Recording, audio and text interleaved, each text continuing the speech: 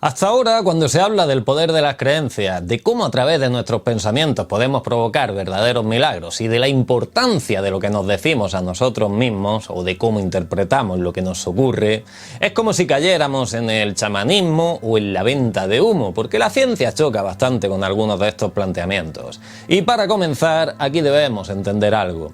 La ciencia en ocasiones estudia las células, pero no ha dedicado demasiado tiempo a estudiar cómo los pensamientos de las personas pueden alterar dichas células. Y por suerte, hoy día ya no hay ninguna duda de que tanto tus pensamientos como tus creencias provocan cambios a nivel celular. Eso hoy día es incuestionable. ¿Significa que a través de tus pensamientos y creencias puedes provocarte una enfermedad o puedes curarte de una enfermedad?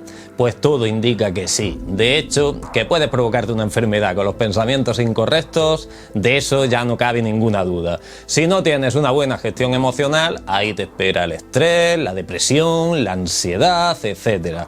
Y estas enfermedades que comienzan en tu cabecita, debido a una mala gestión de tus pensamientos, acaban dañando tu sistema inmunológico, acaban alterando las células y pueden acabar dando paso a innumerables enfermedades. Hoy día no hay científico, médico o psicólogo que pueda poner nada de esto en duda. Aquí siempre pongo el mismo ejemplo. A dos personas les deja a su pareja, una entra en depresión mientras que la otra pasa a la siguiente casilla. Pues una cae enferma mientras la otra se revitaliza. Ahora es cuando alguien dice, es que todas las personas no son iguales, y estoy totalmente de acuerdo. Por supuesto que no. Unas gestionan correctamente lo sucedido y otras se boicotean a sí mismas. ¿Pueden ambas personas aprender a gestionar correctamente ese suceso? Por supuesto que pueden, y además deben hacerlo. Una persona pierde todo su dinero en una mala inversión y dice, bueno, tendré que comenzar de cero. Otra persona, en cambio, sube a la azotea de su edificio y se lanza al vacío. La diferencia entre estas dos personas, su manera de gestionar sus propios pensamientos. Esto lo definía muy bien el psicólogo William James. Él decía, eres tú, a través de tus pensamientos y a través de lo que te dices a ti mismo, el que decide una vez que se cae si ha caído dentro de un hoyo o dentro de una tumba. Y en esto es donde intervienen las creencias. Y cuando hablamos de creencia es como si estuviéramos hablando de una especie de credo, de religión o de fantasía, pero no. Simplemente es el mensaje que le lanzamos a nuestro cerebro a partir del cual nosotros vamos a actuar. Cuando activamos una creencia, nuestro cerebro envía un mensaje a nuestro sistema nervioso. Si activas una creencia de esto es el fin, no hay salida, tu cerebro se encargará de decirle a tu sistema nervioso que efectivamente es el fin y no tiene salida. Y fijaros en el poder que tienen las creencias, que hoy día hay casos documentados de personas que le diagnosticaron por error una enfermedad y acabaron desarrollando la enfermedad. Tu cabecita tiene el poder de hacer eso y mucho más. Y lo hace en sentido negativo, pero también lo podemos hacer en sentido positivo. Voy a más. Hay un caso documentado de una mujer que fue diagnosticada con ceguera cortical a raíz de un accidente. Llevaba más de 10 años ciega y esta mujer acabó desarrollando también un trastorno de identidad disociativo, es decir, personalidad múltiple. Esta mujer tenía más de 10 personalidades. Pues bien, cuando una de estas personalidades se encarnaba en un adolescente, para sorpresa del psiquiatra, la mujer podía ver. Esa personalidad no era ciega. Y esto fue de lo más extraño que habían visto tanto los psiquiatras como los investigadores, por lo que le buscaron una explicación. Y al final llegaron a la conclusión de que la mujer no tenía ceguera cortical, sino un tipo de ceguera psicológica.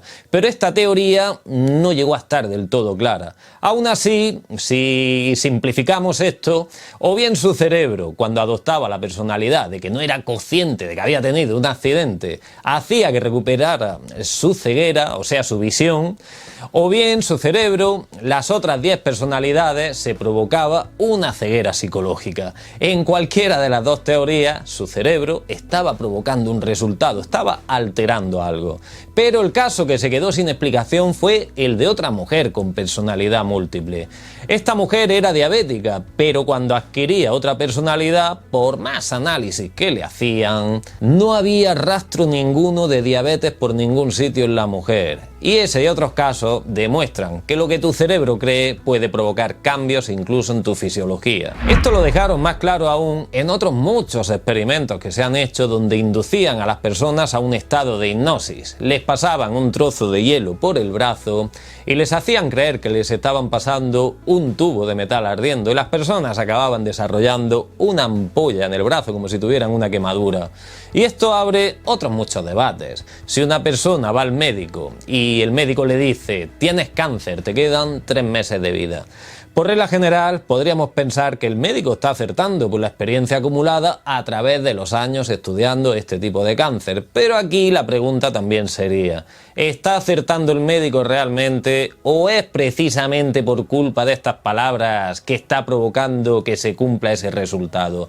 Ya sé que esto es entrar en terreno pantanoso, pero cuando los médicos olvidan el poder del efecto placebo y el nocebo, o el poder de la sugestión, por decirlo de alguna manera, mal asunto. Si te dicen que tienes una muerte garantizada y lo asumes así sin más, tu propio sistema nervioso se encargará de condenarte hacia ese destino, aunque no tuvieras esa enfermedad, ojo. Y sí, con esto que estoy diciendo también hay casos documentados. Con respecto a los diagnósticos médicos, una investigación de la Clínica Mayo confirmó que más del 20% de los diagnósticos que se le dan a sus pacientes son erróneos y que aquellos que pedían una segunda opinión en muchos casos se encontraban con diagnósticos diferentes. Así que mucho cuidado con asumir así a la ligera los veredictos sentenciadores. Esto es algo que comentaba así de pasada por encima en mi libro. A mí a los 11 años me dijeron que tenía una escoliosis bastante preocupante y le dijeron a mi madre que debería olvidarme de practicar la mayoría de deportes.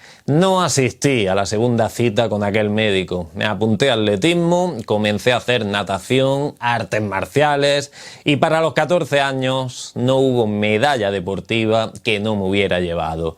Y como siempre suelo decir, ahora mismo tengo 43 años y me han dolido muchas cosas en todo este tiempo, pero la espalda precisamente no ha sido una de ellas. Y es que a veces, pues yo creo que hay que saber decir, de acuerdo, asumo tu diagnóstico ya que tú eres el que sabe de eso porque eres el que has estudiado, pero no asumo para nada tu veredicto porque en mi vida mando yo. Imaginad por un momento si yo llego a hacer caso de aquello, a los 11 años, o con un corsé o con una cirugía, sin poder hacer una vida normal y sin todo ese esfuerzo y sacrificio de la competición deportiva que fue inculcándome en mi cerebro cierta manera de pensar que me ayudó incluso de adulto. Pues lo mismo ocurre exactamente para todo. ¿Cómo interpretas cuando aparece la adversidad en tu vida? ¿Te vas a hundir?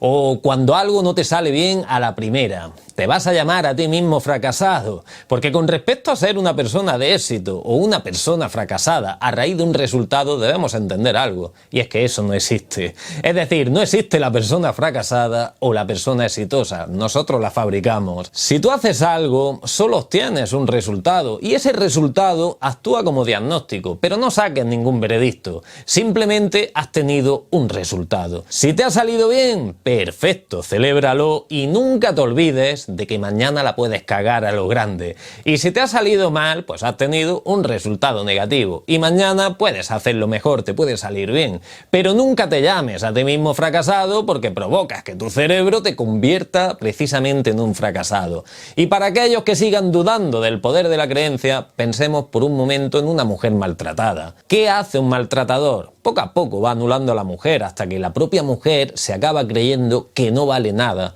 y por eso sigue aguantando al maltratador.